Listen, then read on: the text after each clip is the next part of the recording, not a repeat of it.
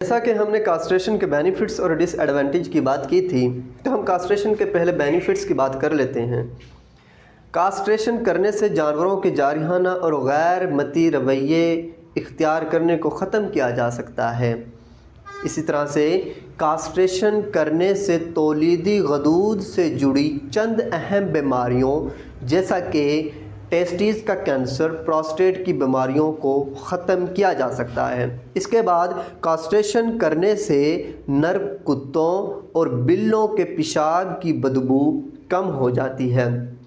اسی طرح سے خصی کرنے سے نر جانوروں کا وزن اچھے سے بڑھ جاتا ہے، ان کا گوشت نرم اور خوش ذائقہ ہوتا ہے۔ اور اس کی جو مین وجہ ہے کاسٹریشن کی، کہ جانوروں کا معائنہ کرنے کے لیے، نر جانوروں کی دیکھ بھال کے لیے، ان کو فارم وغیرہ میں رکھنے کے لیے آسانی ہوتی ہے۔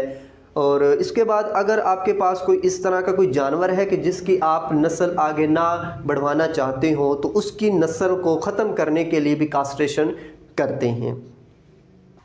کاسٹریشن کے کچھ چھوٹے چھوٹے نقصانات بھی ہو سکتے ہیں، جیسا کہ کاسٹریشن ایک تکلیف دہ اور درد والا طریقہ ہے۔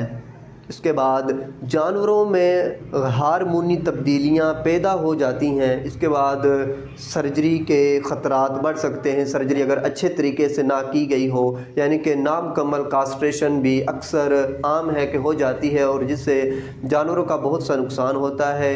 ایک ٹیسٹیز کا سائز بڑھ جاتا ہے، ایک کا چھوٹا ہو جاتا ہے، یعنی کہ اس کے اندر بہت سی اور وجہ بن سکتی ہیں اگر کاسٹریشن اچھے طریقے سے نہ کی گئی ہو تو۔